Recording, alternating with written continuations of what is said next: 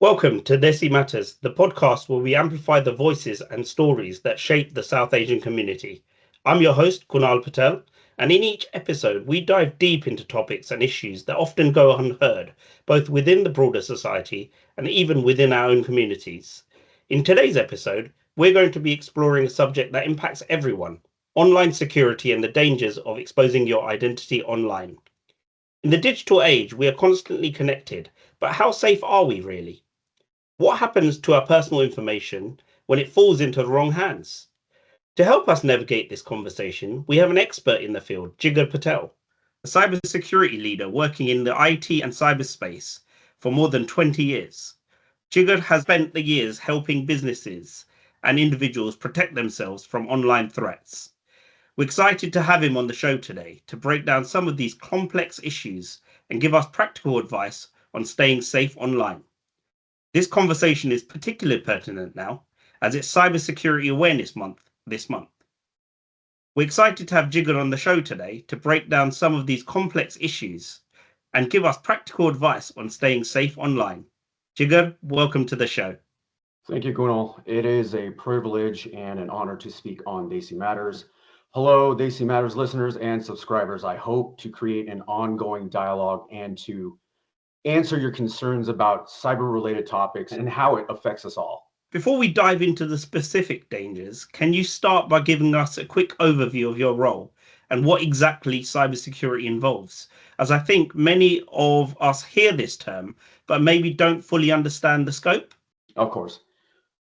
So I currently am a United States government and military contractor. That's the generic term, but more specifically, I am a cybersecurity manager of a certain number of military installations in the United States to support their proactive cyber efforts, combating a multitude of cyber threats on a daily basis, providing cyber governance, risk insights, and compliance statuses to those certain specific military branches and the federal government. I also provide the same services through my own company as well, where we support regulated small businesses such as doctors' offices, CPAs, specific manufacturing niches, to make sure that these specific entities remain in compliance of their respective regulations, help them build or update their security plan based on their risk, and provide cyber training to their employees. Many other services are involved, but to address what cybersecurity is in its most simplest form, cybersecurity is the practice of protecting computers, networks, and data from theft, damage, or unauthorized access. It's all about keeping information safe from bad or unauthorized individuals. That's great. And how do you think the rise in technology of social media usage has impacted the level of threats we face in our personal lives? Well, personally, in my experiences, in my opinion, as we're speaking of threats faced in our personal lives and how it affects us personally, I believe technology, but more specifically social media, and again, this is my own personal opinion, has created brain rot and complacency due to the mindless and endless scrolling through different topics, causing mental fatigue.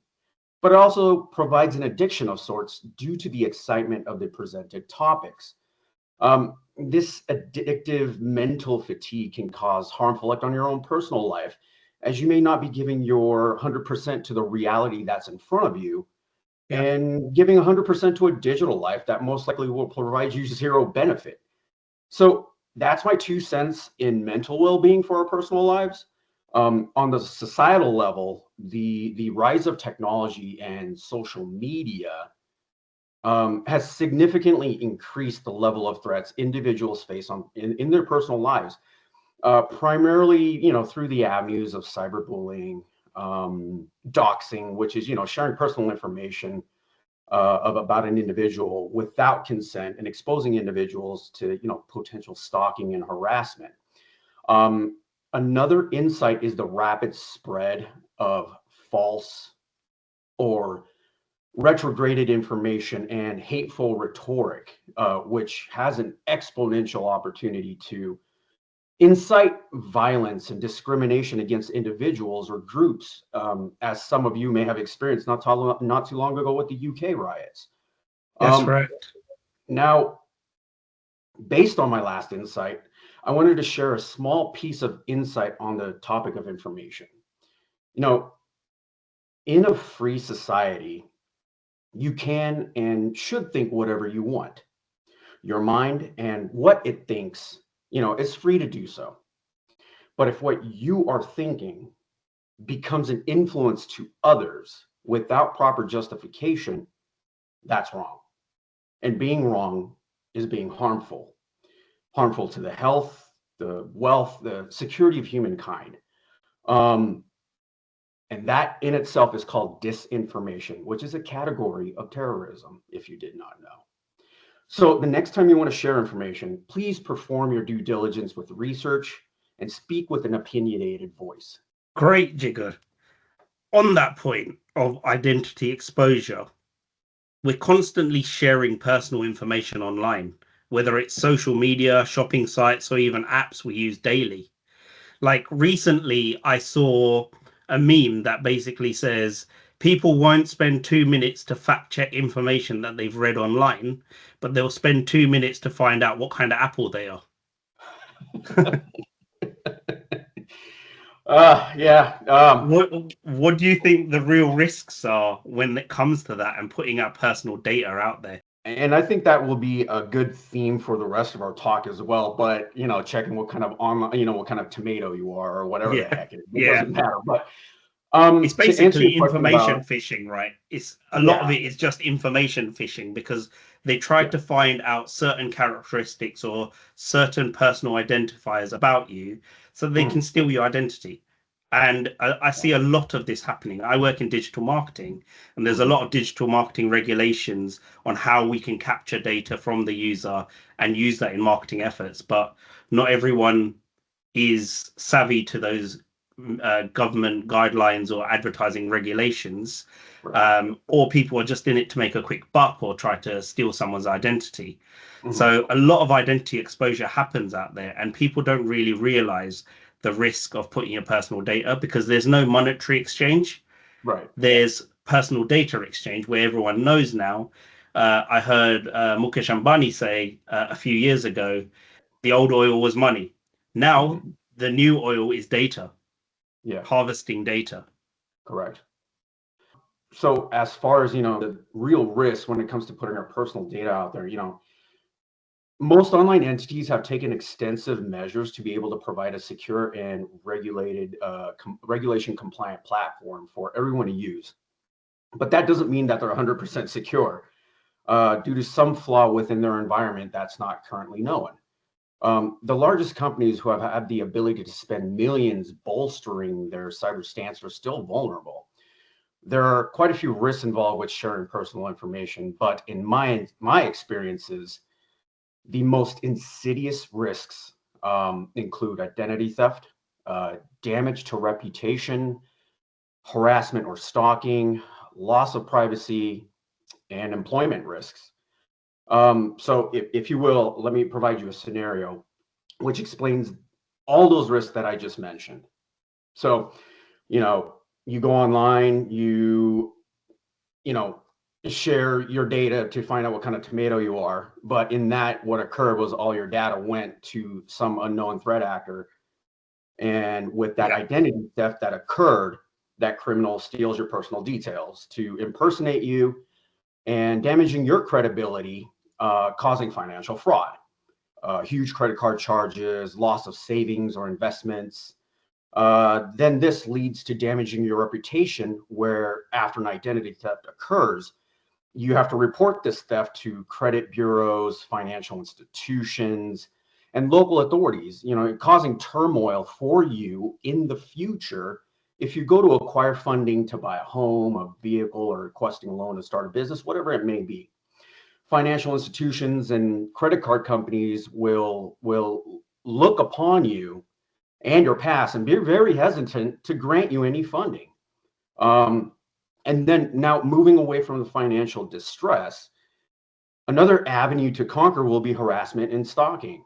You know, Yeah, now I know where you live. If I was a bad actor, now I know where you live. I know your phone number. I know your passwords. I know what websites you visit. I can build another you and create an unsafe situation and a total loss of privacy for your livelihood.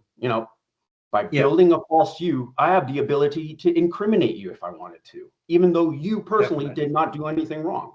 So the real you will find it extremely difficult to find other jobs or careers, as prospective employers who may or may not visit your profile or look online to other credit bureaus to see what your background is, as financially, and as an individual that does not have the ability to, the prospective employer will consider you as an individual that does not have the ability to keep themselves safe. How are they going to keep the company and its assets safe?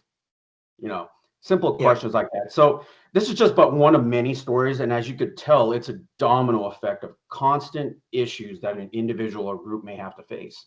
In that regard, where you talk about individuals or groups, is it more dangerous for certain groups, so people like in the public eye or businesses, or are all of us equally vulnerable in that regard? So everyone who has an online identity is baselined equally vulnerable. Yeah, After that specific measure of baselining, there's a Japanese proverb: the nail that sticks out gets hammered. Politicians, celebrities, influencers, other entities that come to the public eye, raise their risk levels based on their successes, innovative thoughts, whatever it may be that brings them to the public eye. There will always be a hesitant party that does not share the same insights, views, or their own success is threatened, and simply hire a group off the dark web to retaliate. But it also has to do with the mindset of the bad actor. They yeah. Why am I going to go out and hack this guy? There's nothing in it for me. So what are they after, and what are their motives? Is it for a personal challenge so that they can achieve a specific status level within their societies? Is it for financial gain? Is it activism, revenge, disruption, or chaos, espionage, or a combination of those? So we're all equal, pretty much. Now, I want to bring the discussion more closer to home. You mentioned the word hesitant, and within the South Asian community, there's often a hesitation to talk about personal matters, whether it's financial or security. How does this cultural dynamic affect our approach to cybersecurity? That's actually a pretty dang good question. I've had to advise certain organizations in the past about South Asian employees and how understanding their cultural nuance is important for developing effective cybersecurity strategies and awareness programs. But even in our own homes, when we were growing up, there was no such thing as privacy, right? No, there wasn't. Our parents wanted to know what was going on in our lives and wanted to maintain a safe environment. They'd even knock the doors off the rooms, and Yeah. and in some cases, there may be less emphasis on personal privacy compared to a more westernized culture, and this mindset can shape how individuals approach security. South Asian communities have always put large efforts and emphasis on relationships and strong communities, which could lead to a willingness to share more information than necessary, creating unrecognized risks. So the Yeah. psychology and the attitude that we consider to be uplifting and extolling about our communities and our societies can be risks in today's world if we're not cautious. So you mentioned no privacy. Do you think that's why there's often a reliance on the younger generation to handle tech related issues simply because the older generation, say our parents or grandparents, don't really understand technology or computers on how any of this works? And what advice do you think you have for making sure everyone, regardless of age or tech savviness, is aware Mhm. of how to stay safe online? It's, I want to say, more of an overall approach, not just cyber, but anything in life. Educate in simple terms. Answer the whys. Why this? Why that? Encourage anyone and everyone to ask questions, regardless of how childish the question may be. and promote a cautious mindset that not to trust unsolicited requests. Yeah. You know, gut instincts, if it doesn't feel right, you know, make a phone call or speak to that individual in person to get a solid confirmation. You get a text message, hey, beta, send me this much money. And it's just something that doesn't seem right because then, your parents don't ever ask you for money. Yeah. Right. So you look at the message and you get that gut instinct, like, this doesn't sound right. Make a phone call. Have a phone call, have a conversation with your parents. Did you send me this? They'll be like, when have we ever asked you for money? Yeah, that's very that true. that in itself right there, just raises those alerts. Um,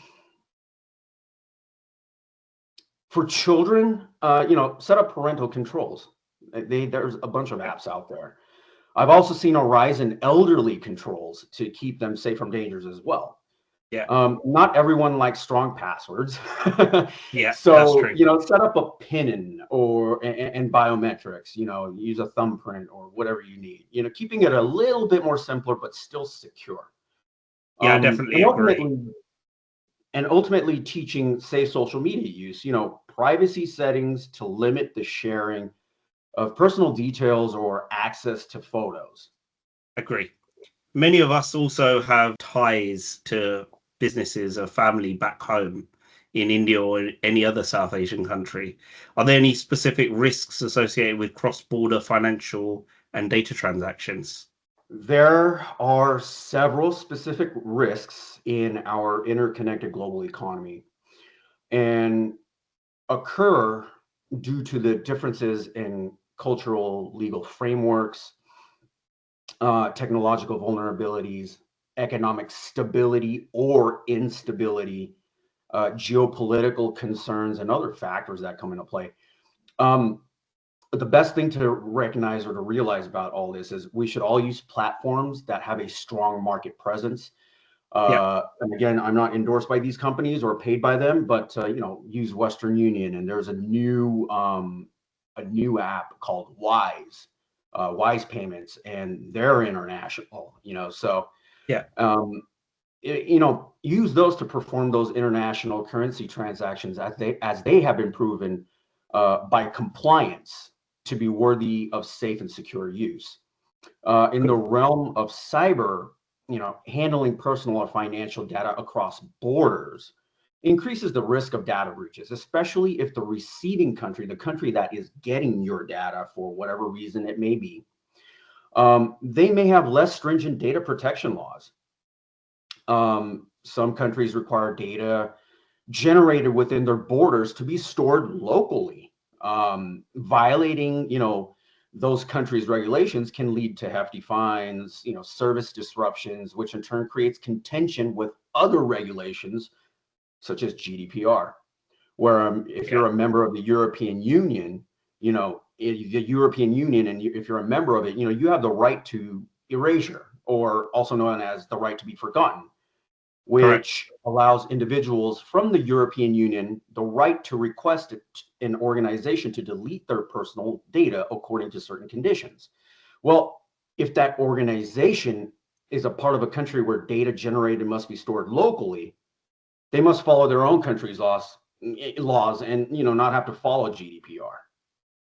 But in order to be a part of the GDPR or whatnot, everybody's got to have shake hands and meet somewhere. So it's just one of those things. So now instead of it just being a cyber thing, it becomes a geopolitical thing at that point.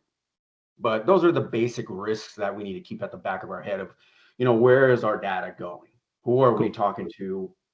And the other thing to remember about these currency transaction applications, entities, organizations. Remember, if I was sending money from here to India, it's going to have to exchange multiple hands to get to India. Correct. It's not just one direct right shot to this bank account. The transaction, the authorization, they all have to travel to different servers, different systems throughout the United States, then across the waters of the Atlantic Ocean, maybe going to the UK, jumping through the European Union, and then finding its way down to India. So it's exchanging a lot of hands. So let's get into some practical advice. For someone who isn't very tech savvy, what are some basic steps that they can take to protect their personal information online? Be cautious. Limit the amount of information you share online. Review and adjust your privacy settings on social media platforms.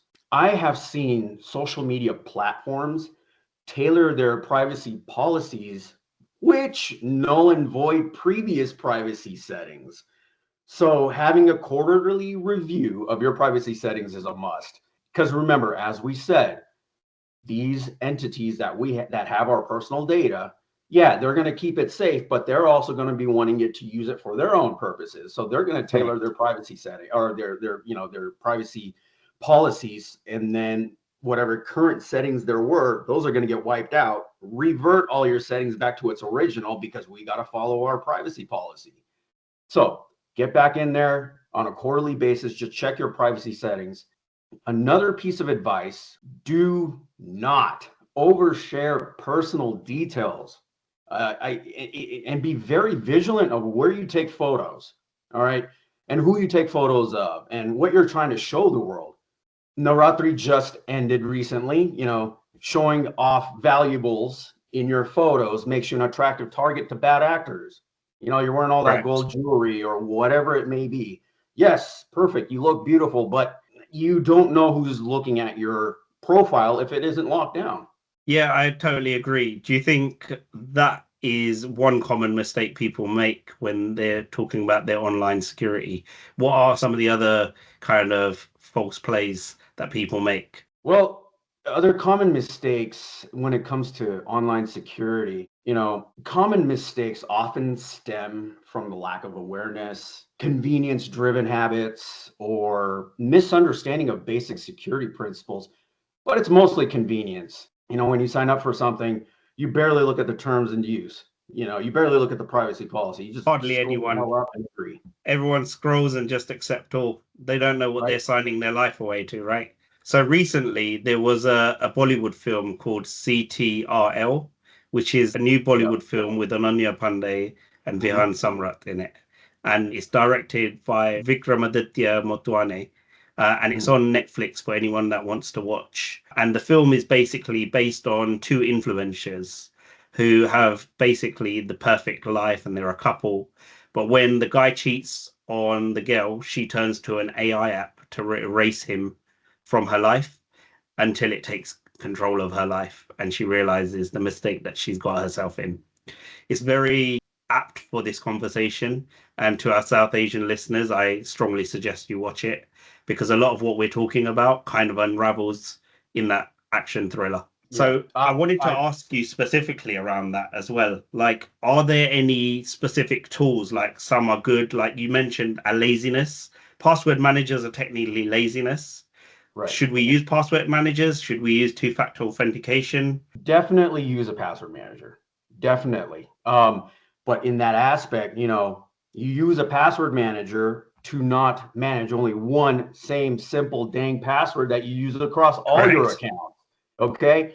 Use a password manager to create passwords for every single site that you visit. Different, completely different. And the system can do it itself. You can set the adjustment of how many characters you want. Do you want special characters? You want capitalization? You want numbers? Click all of it and set it to the max. I believe it's like 99 characters, unless the website that you're signing up says you can only have these many characters. Yeah. But always max it out. You don't have to remember that password. The password manager is going to remember it, right?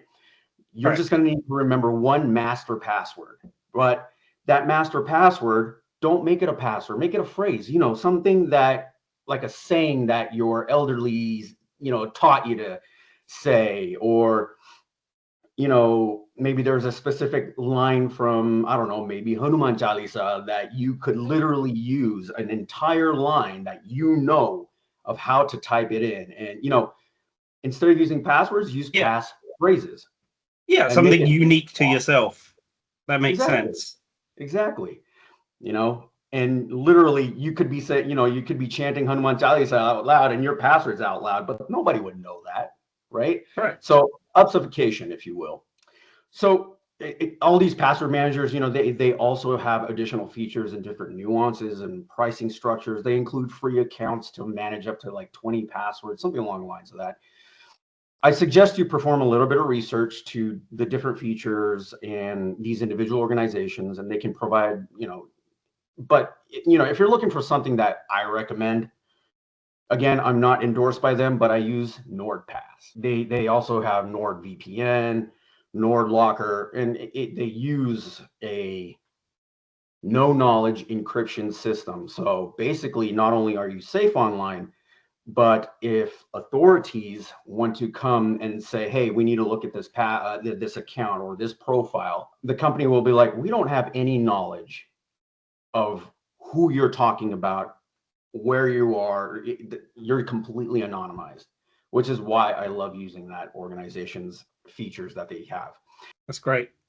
As far as two-factor authentication, if your platform that you're using, whether it be email, social media, financial, if your platform provides it, enable it, turn it on. Okay. Yeah, it's a little bit of a hassle. I get it. But you know what? It's better than having to go through a $0 amount when you log in. You're like, where'd all my money go? Well, yeah. Have it's, if someone has your password, fine, take my password.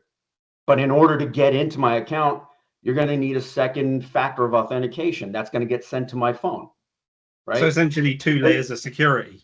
Yeah, it's a two-layer security, and you could have more layers, but ultimately it's also an alarm system. If someone tries to log into your account, you're going to get a PIN code pushed to your phone. Yeah. And when that happens, I'm not trying to log in. What the heck is going on? Immediately call up the bank and be like, look, I'm not trying to log into my account. I think someone may have my password. Blah, blah, blah, blah, blah. Move forward. Keep yourself safe. It's an alarm system. Don't think of it as a secondary, oh man, I got to put this PIN in now. No, Yeah. think of it as an alarm system for your online accounts. That's great advice. As technology continues to advance, so do the threats, though. So, what do you see as the next big challenge in cybersecurity, and how can individuals and businesses prepare themselves for it? Current threats will definitely become smarter by the use of artificial intelligence driven attacks.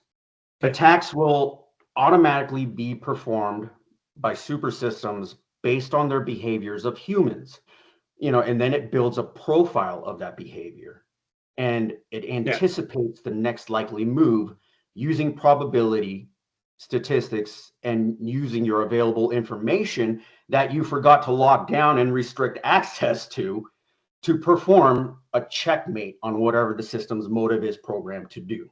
Now, if you didn't understand that, no worries. I can break it down even further. But think Skynet and Terminator in your worst case scenario. Okay. So, individuals and businesses need to be proactive about future threats by staying informed on the latest breaches and how they occurred. Not and when these informational breaches come out and about and be like, that has technical jargon in it. Don't worry about the technical jargon. Learn about what actually occurred, how it happened. Anonymous did this to this organization. Why? Because here was the motive. And build that kind of a mindset. Latest trends in technology and developing a mindset about how technology is a double-edged sword, where one advantage can be at the cost of multiple disadvantages. Keep your systems updated. Microsoft, Apple, they all push out updates, not only for your computers, but for your phones. Keep them updated. If you use systems provided by a third party, such as a point of sale system, because, a lot of us Indians own stores, so we have a point of sale system of some sort. Call them up and ask them when the last time they applied a security update or upgrade to the next version. You might sit there, with the old psychology of thinking if it's not broken, don't fix it. But it is broken. You just don't see it. The software is broken. It may work when you're pushing the buttons, but in the end, there's so many vulnerabilities that the company may have found, and you're still running 5, 10 versions behind. So if someone wanted to come in and anonymously kind of plug their little USB, thing into your system, and their USB plug has some sort of a program that can pull information off, you're 10 versions behind on your update. You're definitely vulnerable. Totally agree. Yeah, and if you have the ability, you know, invest in cybersecurity. Have audits performed. And I'm talking about even small businesses. Small businesses need to understand what their risks are. So have audits performed so you know where your organization is lacking and how to address those specific risks. And continuously train your employees. If you have employees that actually use technology, train them that, hey, this is how it's going to be. Don't be surfing the internet on the POS system. I know it has internet access, but stop doing that. Stuff like that. Again, I believe that the largest threat to any organization are the people that work for them. An organization can spend large amounts of resources to protect the outside from getting in, but disregard the threat that they already have, that they already has entered the building. So, basic security hygiene must be taught to employees. And the last piece of advice is to back up your data. Back up your data as often as you like, but please perform backups. You never know if the system's going to die, or you might get ransomware, or, just for some reason, one day you try and turn your computer turns on, your operating system starts up, everything's perfect. And then where are my files? Where'd everything go? So perform backups. Yeah, totally agree. Jigar, this has been an incredibly insightful and eye-opening conversation. Thank you so much for sharing your expertise and shedding light on such important issues that affect us all. Before we wrap up, do you have any final advice for our listeners? Kunal, I believe I've shared everything based on what we've discussed, but if anyone wants to continue the conversation or is in need of cyber assistance, we can continue this discussion to find optimal solutions. And I can be contacted. I don't know if you can provide my contact information or whatnot, and we can move forward from there. Sure, I can definitely do that. Thank you once again, Jigar, for being here with us today. And to all our listeners, we hope you've gained some valuable insights on how to stay safe online. Stay tuned for more episodes where we continue to explore topics that matter to the Desi community. If you've enjoyed this episode, please like and subscribe, leave a review, and share it with your friends. Join us next time as we continue to delve into issues that matter to the South Asian community. Until next time, stay safe and stay informed. This is Kunal Patel signing off from Desi Matters.